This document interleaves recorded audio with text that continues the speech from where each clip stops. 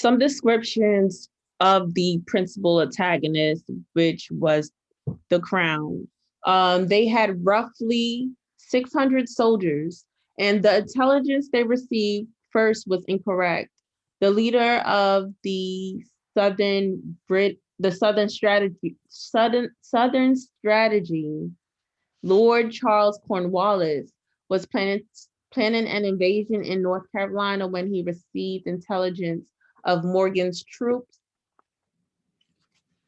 moving west. He received incorrect information that Morgan was planning an attack on the British fort in 96, South Carolina. Another piece of intelligence that the Redcoats received was, after arriving at 96, Tarleton requested additional forces to pursue Morgan's army to what he correctly surmised was their true destination, which was the Broad River. Conditions and morale. Tarleton marched his exhausted and hungry soldiers through the day and night in hopes of catching the already entrenched Patriot force. Tarleton wasn't a very empathetic leader. He didn't care what his soldiers went through health-wise, because they were malnourished and they were exhausted. He made the soldiers travel through night and day without eating because of how hungry he was to kill his opponent. When they finally made camp near Cowpens, the British were physically and mentally drained, having slept only a few hours each night for the past week. Regulars and many officers was dangerously malnourished, yet Tarleton roused his forces at 2 a.m. on January 17, 1781, and ordered them to continue to pursuit of Morgan.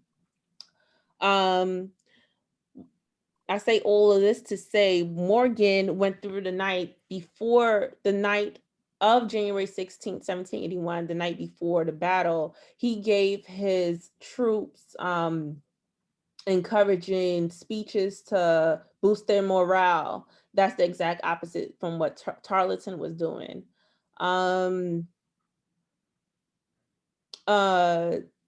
Morgan also had roughly 1,000 men with him, because Andrew Pickens' militia also joined him, which helped Morgan's soldiers win the battle. I'll be followed by Mauricio Guerrero. Good evening. My name is Cadet Guerrero. I will be talking about the battle. So the battle itself showed the cooperation of the regular Continental Army and the irregular partisan forces. The partisans had a reputation among the British regular forces of turning tail and running. The American commander, Brigadier General Daniel Morgan, counted on this reputation for his battle plan. The partisans, under the leadership of Andrew Pickens, led the attack, then quickly left the field. Now I'll be covering the major events during the battle. So the opening moves was as Bannister Tarleton men attacked, Brigadier General Morgan instructed the militia to skirmish with them, but leave the front lines after only firing 2 rounds. The British mistook this repositioning of the Americans as a retreat and ran into an unexpected burst of concentrated rifle fire, coupled with cavalry charge, followed by the return of the militia. So now I'll be covering the major phases of the operation. So General Morgan formed his defenses into three separate lines. The first was the partisans, the second was the militia, and the third and last line was consisting of the better trained Continental Army units. The first 2 lines were ordered to fire 2 rounds and then retreat, while at the same time concealing the third line, which can fire on British troops as they assault the hill. The ambush worked. The British suffered heavy casualties in the initial attack. By the time they reached the third American line, they have fallen apart. Finally, the American cavalry advanced from behind the third line to cut off the British. This shocked and devastated the Royal Army soldiers left standing. Now I'm gonna be talking about the opposing forces mission. So General Charles Cornwallis dispatched Bannister Turlington to the Cowpens with 1,100 redcoats and loyalists to catch and stop Brigadier General Morgan, whom he feared might instigate a broad-based country patriot uprising. So the initial disposition was to trick the British regulars into thinking the Americans were retreating. Instead, the partisans lured the British forces to ambush where they met the guns of the regular American army. The outcome for this battle was over 800 British troops were killed, injured, or captured. The Americans suffered less than 100 losses in the first Patriot victory. The Americans demonstrated that they could outfight a comparable British army without the benefits of additional variables like surprise or terrain. I'll be followed by Cadet Hinton. So the slide is the significance of the action. This battle was mainly significant due to its hindrance of the British forces in the south. One of the major causes for this victory and the battle was that Morgan and his men were overlooked by the British army, since they were mainly comprised of militia and lesser trained soldiers. Once the front line scurried, they took it as another route and that they were just going to roll over them again, since that had happened in multiple battles in the past, and rushed in charge to what proceeded to be their demise in this battle. The lessons learned were not to underestimate an enemy, and also relating to not showing your full forces out of the gate and keeping the majority of your forces in the rear so the enemy doesn't know exactly what they're fighting. This is just a slide that shows the graphics of how the cavalry and the militia maneuvered when they were attacked and kind of the overall graphic of the battle. So for the politics of it, the British had a much more organized and powerful army, which was a key factor in the battle. But the political motivation in the war and also the battle was that the colonial army were fighting for their freedom. So they had a little bit more will to fight as they were fighting for their own freedom.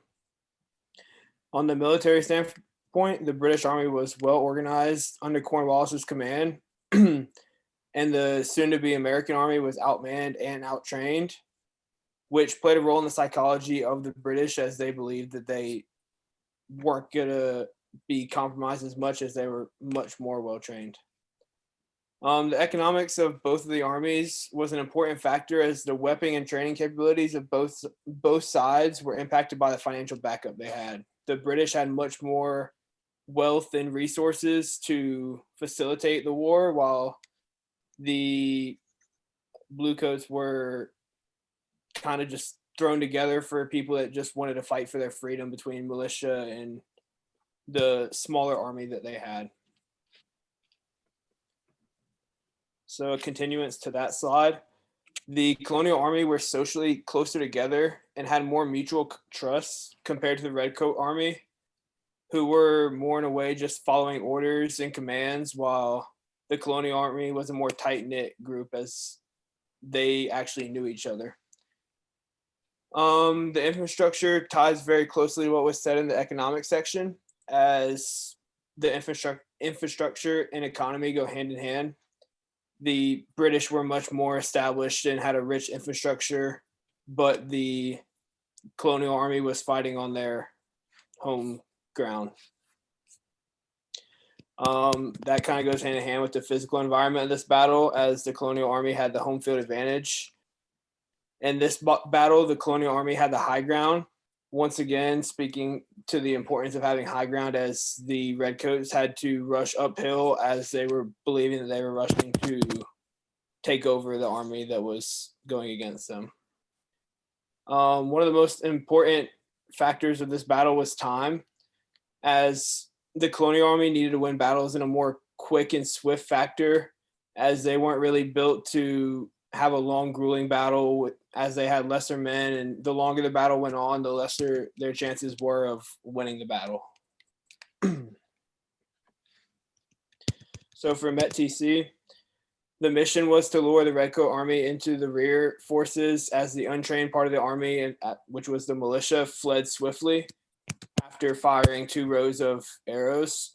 The British Army had almost 5 times the amount of troops that the colonial army had, but that wasn't much of a factor in this battle.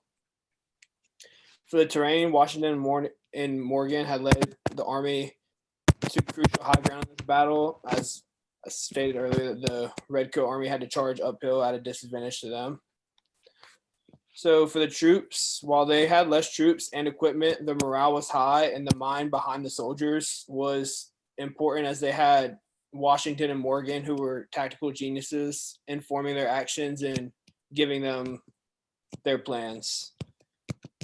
For time available, the only important time factor was that they needed to win quickly, which was done, as they killed many more troops in a short amount of time, as they ambushed them by pretty much surprise. And there was no civil considerations in this battle.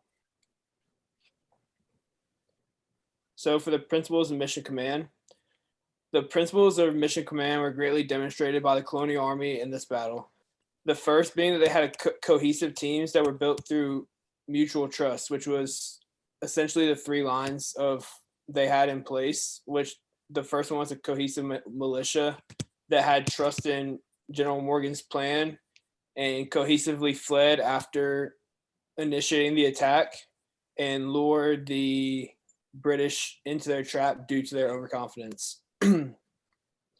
They also had a shared understanding and clear commander's intent on what the plan was, which was brilliantly planned, thinking into the minds of the British, as they anticipated that they would, when the first line fled, that they were going to assume that they had won the battle and charge, which they anticipated, and had a trap waiting for them.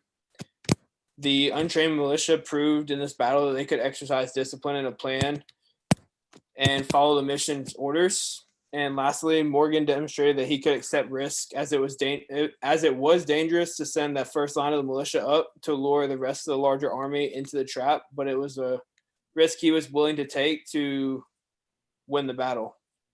And for joint operations, Morgan and Washington managed to band together an untrained civilian militia that, along with the trained army, to work together to execute a single plan on the field of battle. This concludes our presentation. We hope you enjoyed. Thank you.